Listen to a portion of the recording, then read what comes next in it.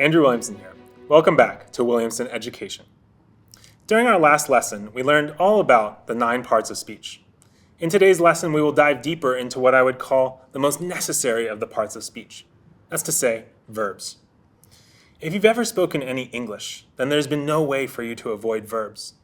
I would actually argue that verbs and not nouns are the most important elements of English language sentences. In order to analyze a sentence and understand how it works, there's one place where you should look first, to the main verb of the sentence.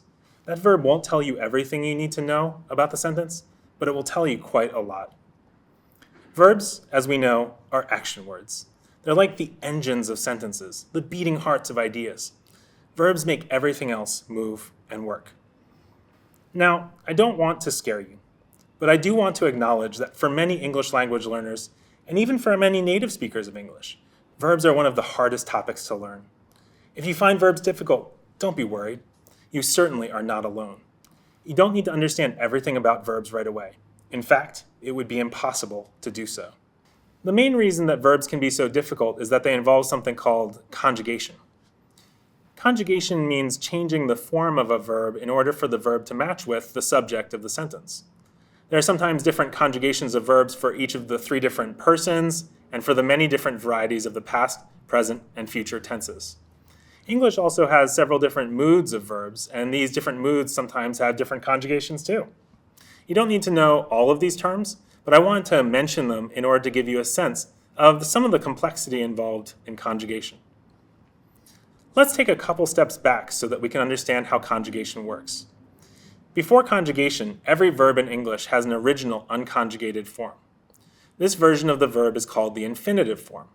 To know, to learn, to hear, to join, to please. All of these are verbs in the unconjugated or infinitive form.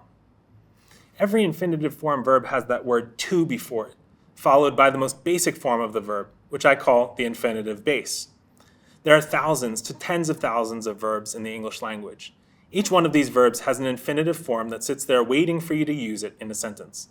These verbs are waiting for subjects and tenses that they can be conjugated to match. According to the Oxford English Dictionary, a sentence is a series of words in connected speech or writing forming a grammatically complete expression of a single thought. You will have to make many choices when you go to write a sentence, but the most important choices have to do with the subject and the verb. Every sentence has a subject and a main verb. These 2 elements are necessary and sufficient for a sentence to become a sentence. The simplest sentences in English consist of just 2 words, a subject and a verb. Examples of such simple sentences include I am, you eat, she wins, we think, and they do. Each of the verbs in each of these sentences comes from an infinitive. Am comes from to be. Eat comes from to eat. Wins comes from to win. Think comes from to think. And do comes from to do. In fact, each one of these verbs has been conjugated to match with its respective subject. Conjugating the verb, once again, means changing the form of the verb to match the verb with the time and the subject of the sentence. Many people mistakenly think that the subject of a sentence is what the sentence is about, or the topic of the sentence. These ideas are unfortunately wrong. Rather, the subject of a sentence is the noun that performs the action of the verb in the sentence. I will say that one more time. The subject of a sentence is the noun that performs the action of the verb in the sentence. Take this sentence, for example. Let's say you had an English teacher with a spatula, and that English teacher were to throw the spatula.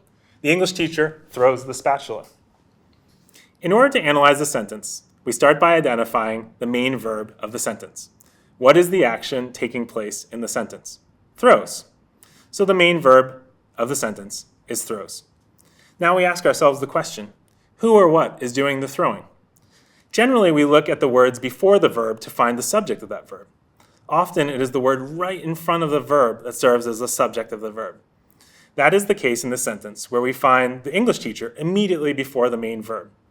The English teacher is the subject of the sentence because he is the one doing the throwing of the spatula. Notice the subject of the sentence is not throwing or the spatula, even though the sentence is about all of these things. Once again, the subject of the sentence is not what the sentence is about. Rather, the subject of the sentence is the person or thing that performs the action of the verb. Please do not feel that you need to understand everything I've just said at this stage. We'll return to this topic again and again, especially in our lessons on subject-verb agreement. So, we've learned about verbs and subjects. What does all of this have to do with the question that began our lesson, the question about conjugation? You will recall that conjugation means changing the form of a verb in order for the verb to match with the subject of the sentence and the time in which the sentence takes place. When we conjugate a verb, we alter its shape so that it fits with the subject. Before we can know how to alter that verb, we need to know what the subject is. We just did some brief work on subjects, so now let's look at conjugation itself. We can start with the most fundamental and perhaps the most important verb, to be.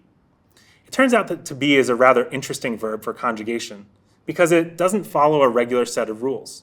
In fact, it's what's called an irregular verb. For instance, if we use the subject I, how do we conjugate the verb to be? I am. What about you?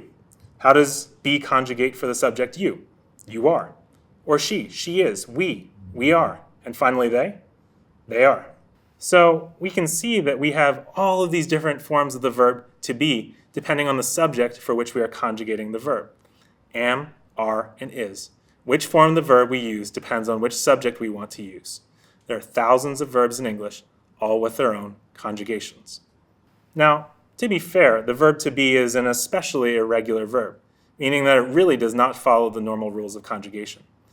But this one verb should give you a sense of how complicated conjugation is in the English language and why English language learners need to take their time in grasping this important topic.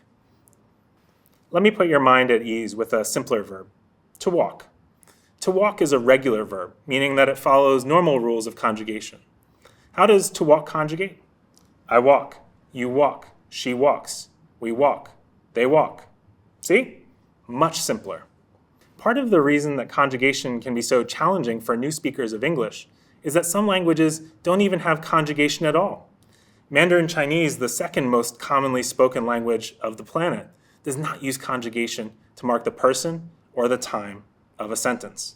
That means that no matter the subject or the time of the sentence, speakers of Mandarin Chinese will use the exact same verb in the exact same form to indicate their ideas. Let's say I wanted to say in Mandarin Chinese, I eat and she eats, 我吃饭 and 他吃饭. Notice that the verb 吃 does not change at all according to the different subjects of my verb, 我 and 他. That's because Mandarin Chinese verbs do not conjugate the way English language verbs do. On the other hand, if you're coming from a Romance language such as French or Spanish, conjugation will seem much more natural for you. You have many, many different and complex conjugations in your languages. Now, whether you're coming to English from a relatively distant language such as Mandarin Chinese or a relatively close language such as French or Spanish, we'll work together on verbs so that you have the framework for researching more on your own how best to conjugate verbs in a variety of different situations. Once again, as always, let me reiterate, please do not feel that you need to understand everything I have just said at this stage in your learning. This lesson is just an introduction to verbs, and we will do a great deal more work on the topic in the course of later lessons. That's all for today. Spread the word.